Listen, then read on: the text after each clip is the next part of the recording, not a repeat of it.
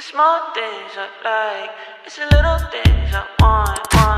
Baby, you're just my type when you do those little things. Show me just what you like. I don't need a wedding ring. Flowers are just my vibe. Picnics feel like golden spring. Call me to say goodnight. Baby, it's those little things. Cruising on your ride, stargazing in July. It's the little things I like.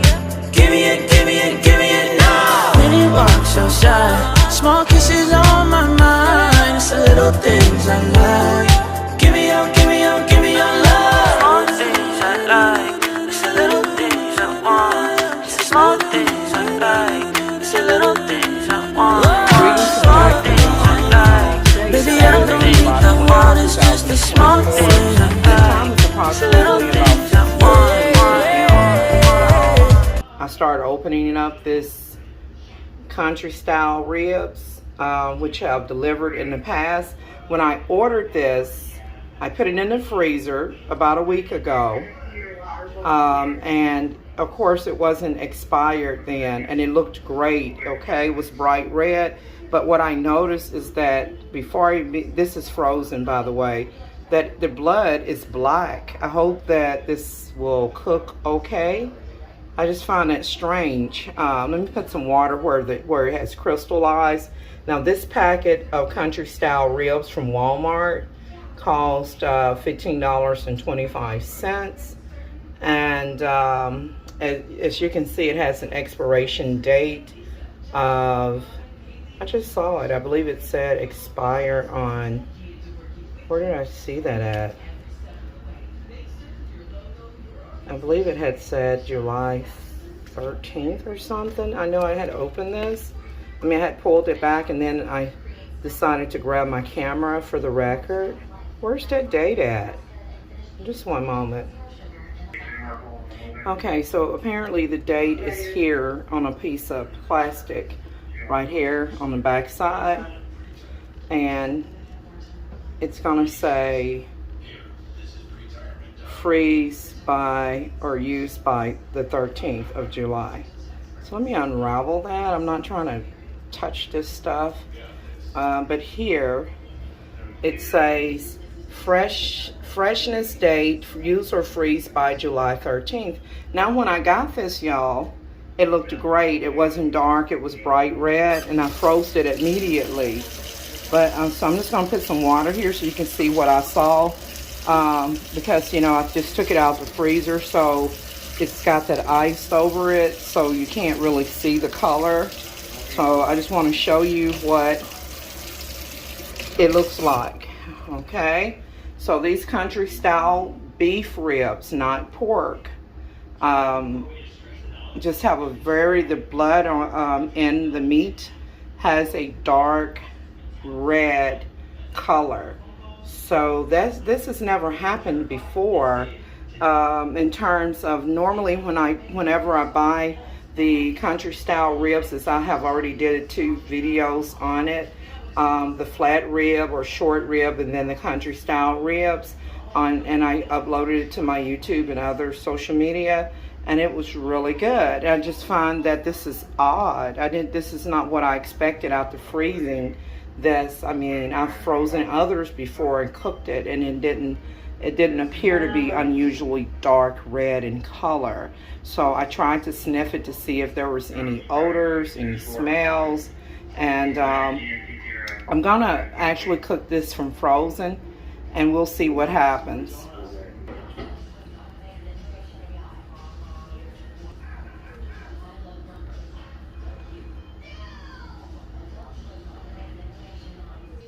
Y'all, I've just flipped this over. I just took it out the pack. Y'all, absolutely hate the package, the pad that they put under the bottom of meats products in America. You know, like if you ever live or go to another country, they do not store meats like this. It's very rare for you to see meat stored like this, where they take a pad to drain the bloody meats and the tray. And so what happens is when this stuff freezes, if you don't take this pad out before you freeze this meat, then when you take it out without throwing it out, this is what happens. This mess sticks. So in the future, I recommend that before you freeze the entire pack of meat of any farm, from Walmart, Cash Saver, Everest, or wherever you buy your grocery, Kroger's or whatever, y'all take this mess out. I usually, like in bulk meat, I actually do separate the meats and stuff and put them in Ziploc bags. But this, I just put the whole thing in here, and now I kind of regret that, because look, and I don't like touching this mess. I know I got some plastic gloves, and I just thought I would show this to you guys, and I wanted to go ahead and boil it and get it started. So just 1 minute while I try to wrestle to take this off, because when you try to pull it, it don't come off, or it tears. Let me see if I can get a knife and pry it off.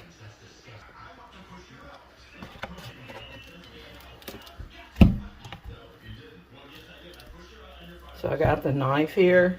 Now look, I'm trying to pull it apart here with the knife. Sometimes the knife don't even work, but y'all look, I'm getting it. So in the future, don't ever freeze unless you're just in a rush and you can't do no better and you don't want your stuff to go bad. Y'all don't ever freeze your pack of beef meat. See this nasty mess? You don't want to touch this mess with or without gloves. Look at that. It's worse than a woman on her, just as bad as a woman being on her menstrual cycle. Y'all look at that mess right there, all that bloody mess. But like I was saying, when you go to other countries, the meat is fresh, and that you don't have to worry about this. But y'all, look how dark. The camera don't do justice. What I'm looking at is meat that is black before I can even cook it.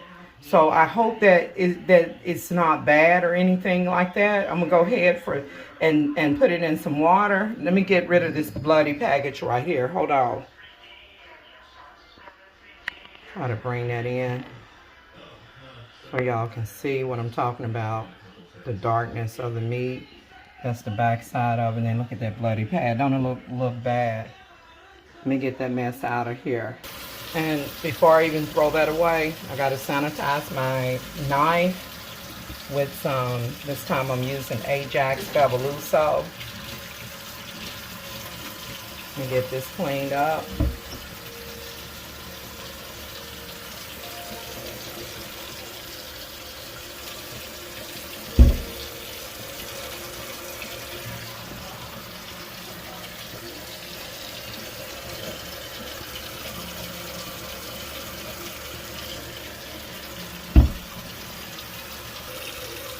And so what I did was I just used a paper towel that is disposable. I'm not going to put that bloody, where that bloody pad was, on the sponge. So I just grab the paper towel.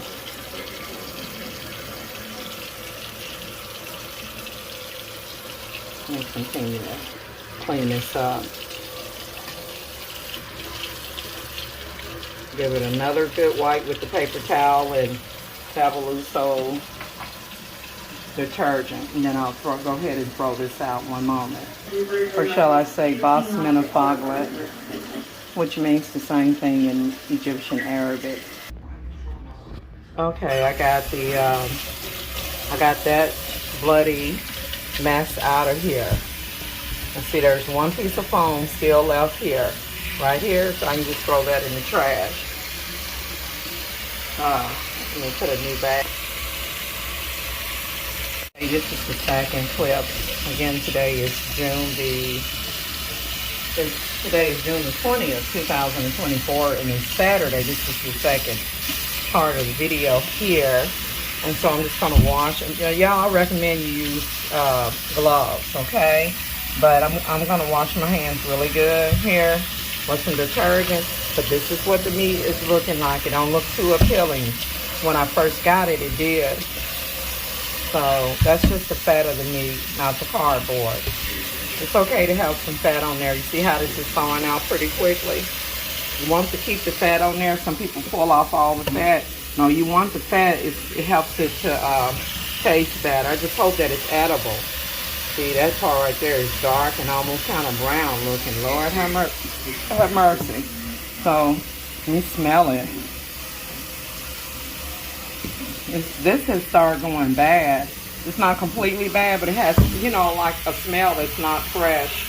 And y'all, I did freeze it, as you can see. I did freeze it. I don't want to eat no bad meat. And when I buy something, I like to buy it to use it, not to take back to Walmart or any other place. Oh man, that splash. Because see, look, this is thawing out pretty quickly.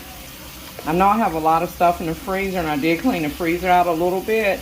I hope that it didn't go bad or anything. Maybe the freezer, I started to say refrigerator, maybe the freezer lost its temperature, and then maybe it's tried to go bad. Let me sniff this again. Because if it's too bad, I won't use it. Okay? Okay, y'all. I'm going to go ahead and put some seasoning in here.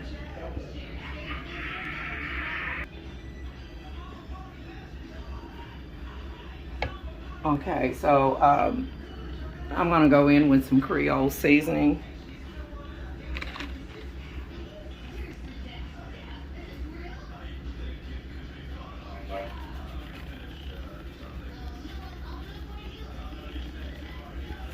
Okay, and then let's get that closed up. I'm opening it up even more. There we go. And now I'm gonna do just a little bit of iodized salt. Of course, Creole seasoning is salty enough. I'm just gonna sprinkle a pinch of this, just a little bit. Okay, not a whole lot. And after this cooks down for a little while, then I'll go in with, when this water reduces down, I'll add some more water, and I'll add beef bouillon for the flavor. I do have some lemon pepper, but I don't think I'll use that. And then I'm gonna go in with some black pepper.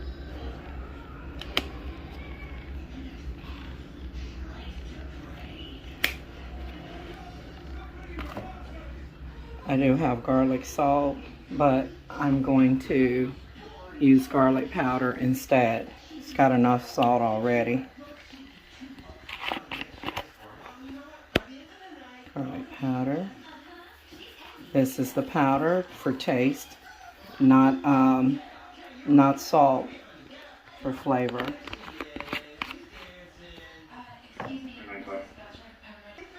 Okay, I want to go ahead and transfer this pot over to the stove.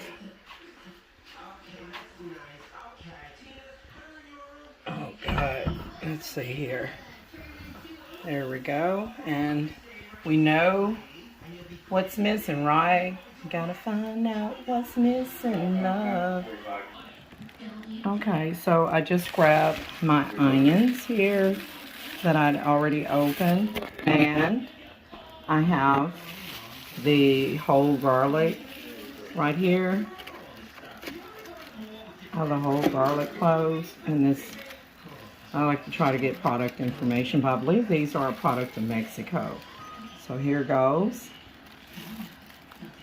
Okay, this is the third part of the video here, and today is Saturday, June the 20th, 2024. And this onion here, I've already used some of it. I'm just going to cut some up, and then I'm going to do the garlic as well. One moment. Okay, so I have cut up some big pieces of onions. This is what's left of what I cut from here, and I've placed it in there. And I just choose to leave it big because, you know, as this cooked, the onions is going to reduce down considerably. And we know that the onions help the food to have more flavor, especially when you're boiling meats. Okay, now for the garlic. Now normally you want to add garlic depending on what you're cooking and how long the product will be cooking for. You may want to add the garlic, minced garlic or garlic bulbs towards the last process of the cooking. Okay, I just want to point out that this Spice World garlic is a product of Mexico, and they do have the minced garlic in water and in olive oil that you can buy in a jar. That's the kind that I usually have as well, but I went on and got this here, the whole garlic cloves. Now garlic is very good for you, okay? It does have medical properties in it, and it can aid as many things, okay? It's kind of like a probiotic, if you will. Now, some people don't like to put the garlic in because it can overpower the flavor until like the last minute of the cooking process. But I'm going to go ahead and wing it. I'm going to cut a piece off and just toss it in there whole. All right. But normally with garlic cloves, you see how it got this peel here on it like a little onion?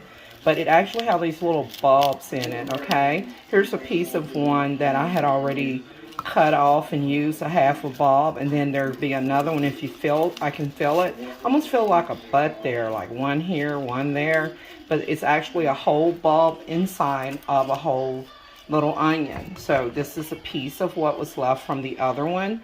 And I'm actually just gonna pop that out of the skin right there. And I'm just gonna put that piece, I'm just going to put that whole piece of garlic, little piece right in there, just like I did the onion.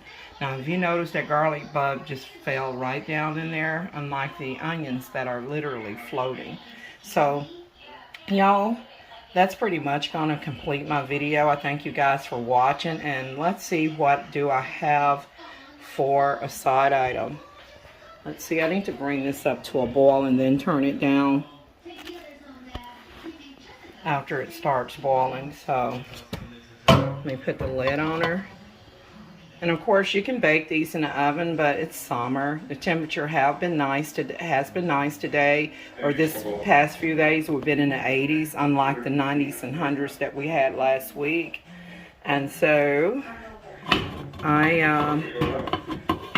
honestly, I'll tell you what I'm gonna have for side items here.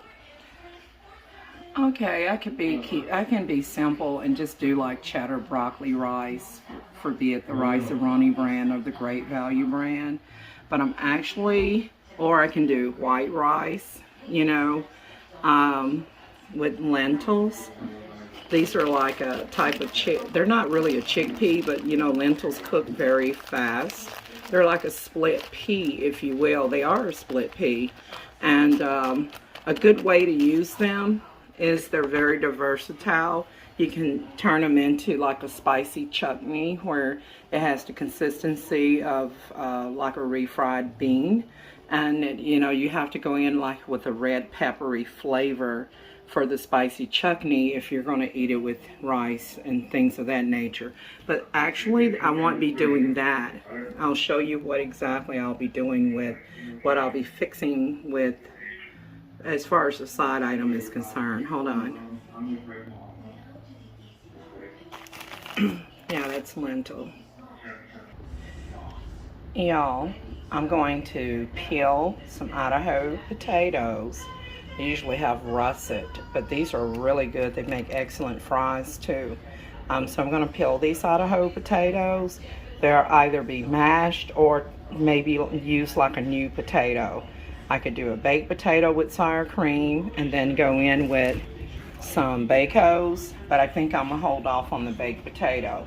But I will be doing something with these potatoes, whether they be mashed or boiled like a new potato, similar to when you have a pot roast. And I did buy some carrots, the whole carrots. I know this may not look very advertising, but I did cut them up. They're not all the same size. I love carrots, cooked and steamed carrots. They taste similar when cooked and boiled properly, and when you add butter to them, they taste similar to sweet potato yams. Really good stuff here. So I put them in the freezer so they wouldn't go bad. And then of course I have the peas, you know, the frozen peas and carrots, which are really good with like a meatloaf, or if you're doing like a shepherd's pie, this is like a go-to for you know, your shepherd's pie, frozen peas and carrots. You can actually buy veg-alls or the mixed ones, but that one is good. So what I'll be using is carrots. These will be boiled, and mashed potatoes with the meat, and I hope that it's edible, you guys. Let's see. It shouldn't have ice in it, y'all. I recently put this in a bag, in the freezer.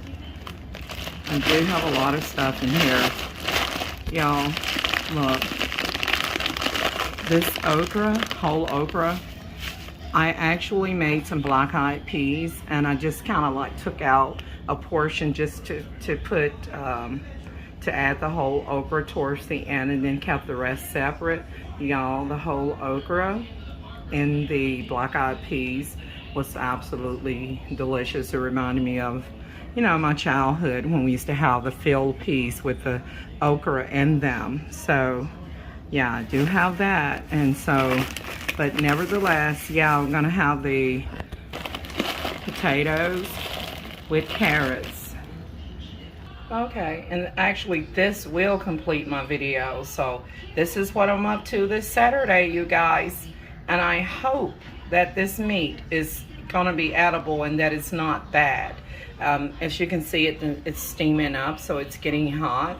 And we'll see what happens. And I might add, typically you wouldn't put any vinegar in this, but just to be on the safe side, I might add a cup full of acid there just to pull away any type of decomposing or something. I hope it's not, you know, not that bad. I hope it's edible, but if it's good, of course it's going to be delicious like it always is. It just depends. If the meat is bad, then that will ruin everything. But my goal is to let this boil for a couple of hours. This water is going to reduce down as it cooks, and I'm gonna have to add probably about 4 more cups of water, you know, and then I'll add the beef bouillon powder or chicken flavor. It doesn't matter, but beef bouillon broth, it really brings the flavor out. But right now I already have some seasoning salt in there. As you saw, I put the Creole in there, and so we'll see what happens. And of course, you know, I'll have to do something with these potatoes. Okay, and thanks for watching. I'll see you guys in the next.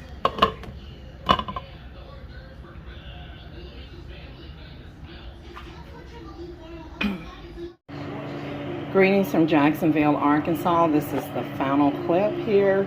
Today is Saturday, July 20th, 2024. Yeah, it is after 9 o'clock p.m.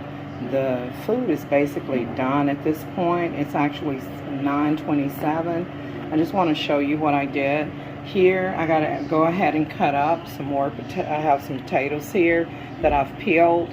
I've got one more over here. I'm going to go ahead and cut that up and put it in here with the other potatoes. I don't know why that fermented. I did add a little bit of garlic powder, but it shouldn't have fermented like that.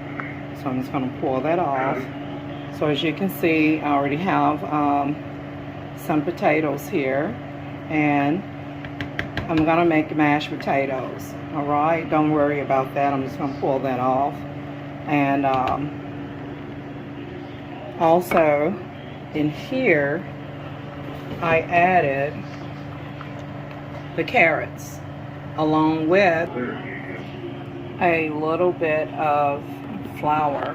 Now, I'm out of the all-purpose flour. This is self-rising, meaning it contains some baking soda.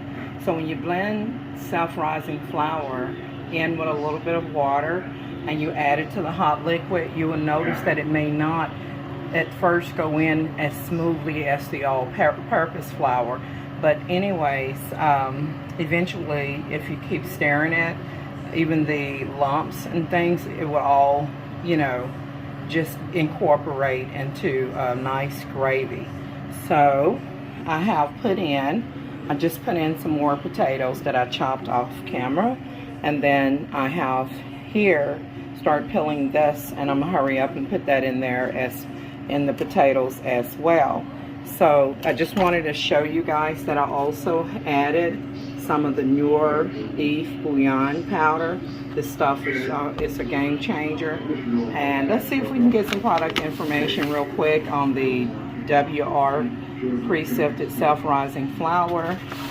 Let's see, where's this product made? And while I'm looking at that, I'm just going to point the camera over here. Let's see, where's the product information? Let's This is the expiration date, December 9th, 2025. Lots of recipes, ideals here on the back. Maybe the product information is here on the side. There we go.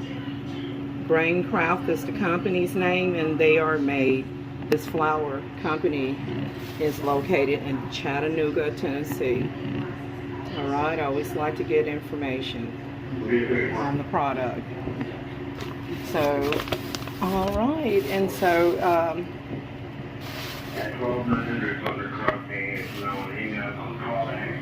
I just wanted to share this with you. I know it's late, but look, this meat is very, very tender.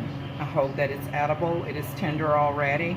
And I just added the carrots instead of me just like putting the carrots in a separate thing. I'm like, now I'm just going to put the carrots right in the gravy. Alright, just put it right in there. And then, as you can see, like these little white balls, flour lump, don't worry about that. It's just going to make it taste even better. And it will cook out eventually. Alright, so the carrots is getting tender. And in a minute, I'll turn this off. Now, as far as the gravy, you can kind of play around with gravy. You see this? If I'm actually going to make it a little bit thicker, but the only reason why I have not is because I need the carrots to be tender. Well, as you can see, I'm able to pierce this carrot here with a pitchfork, and so that means I can, at this point, give it about 3 more minutes. Let's see if I can pierce some more. Look at that. So the carrots is done. So at this point, y'all, I can go ahead and whip up some more flour or cornstarch and go ahead and thicken this to my liking. Okay? So you can add flour with a little bit of water, or if you really want your gravy to be rich, you can use milk of your choice. And speaking of milk, I will be using evaporated milk after I drain after all the water like evaporate here in the potatoes.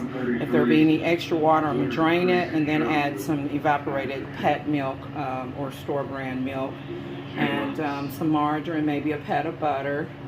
And normally, whenever I'm boiling potatoes, I like to use some bouillon. You can also just use, I did go in with a little bit of garlic powder, but you can use the powdered bouillon, or you can use this cute chicken flavored bouillon right here. And so while I'm at it, I'm gonna go ahead. Let's see, I should have one already open. Let's see if I got, yeah, I've got one in the cabinet already open. So here is one that's still got a lot of bouillon chicken flavor. So I'm just going to go ahead and put that in the mashed potatoes. And of course, you can, this is just the same as if you're boiling your mashed potatoes with, you know, chicken broth like Swanson. So the ideal, this is an excellent way to season them throughout, and it gives it a nice aroma. That's all I'm going to put in there for now. That's all it's going to have. If it needed additional seasoning, I would just use maybe a little bit of garlic salt. Alright, so let me just blend this in.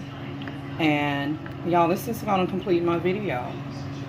It really is. Look at that gravy. I can leave it like this if I want to. So the meat is very tender. You see that? You see how they pull apart? The meat is tender. But if, you know, I want to make it thicker, I can by adding flour. But anytime you use flour or starch, always add a little water to it. Mix it up in a bowl. Maybe about 2 tablespoons of flour or a tablespoon of cornstarch, and then pour it into the hot liquid. Always modify cornstarch or flour before you add it to hot liquid. Okay, and so basically what's going to be served is this steak. This is a country style boneless steak. Ribs, not steak, ribs, guys, which is a beef similar to steak, and pot roast. And then mashed potatoes with carrots. And I will probably, if I feel like it, I may do garlic toast, or garlic bread rather. And then more than likely, This stuff may not even get ate tonight. It's going to be probably ate tomorrow. So I thank you guys for watching. Don't forget to like, share, and subscribe. See you guys in the next video. Okay, you guys. Last and final clip for real this time. I want to point something out to you. The first time that I made this boneless country style rib, beef rib, I did not put any gravy to it, any thickener. I kept it in its natural juice, just cooked it down until it got tender in the previous YouTube video. But this time you can see that I actually added, as I stated before, some carrots towards the end, you know, when it was basically already done. And then the carrots are now soft. And then I went in with that flour. So as I pointed out, look at how nice this gravy is. Never mind the lumps. All right, who hadn't had gravy with lumps? I just turned this off. It's going to be even better. So as long as the meat is good. So this right here, see how that meat is falling apart and how tender it is? I'm going to let it set for a little while.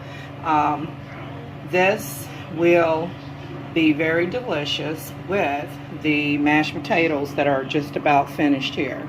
Okay, ooh, that's hot. Okay, so I just wanted to point that out, that I did go in and add a little bit of more flour, and this time I added milk, like a little bit evaporated milk, because I did a taste test and I had to adjust the seasoning, and I had to go in with some garlic powder and a couple of other seasonings just so that I can make the flavor more flavorful. So I needed to kick it up a notch. So always test your food before you serve it. Adjust your seasonings and things as needed. I just want to point this out to you. This is tender and it's going to be good. All right.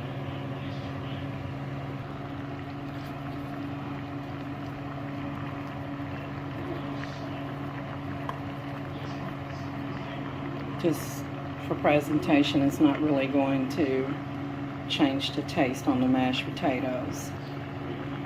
So I need that to get a little bit more tender. It's just about ready. And then, y'all, I'm going to, you know, add that margarine, a little margarine, and a little bit of butter, and some pet milk, evaporated milk. And then it'll be served with this beef meat and carrots. Thanks for watching, and just for the record, today is Saturday, July 20th, 2024, and we're after the 9 p.m. hour. Everything is ready.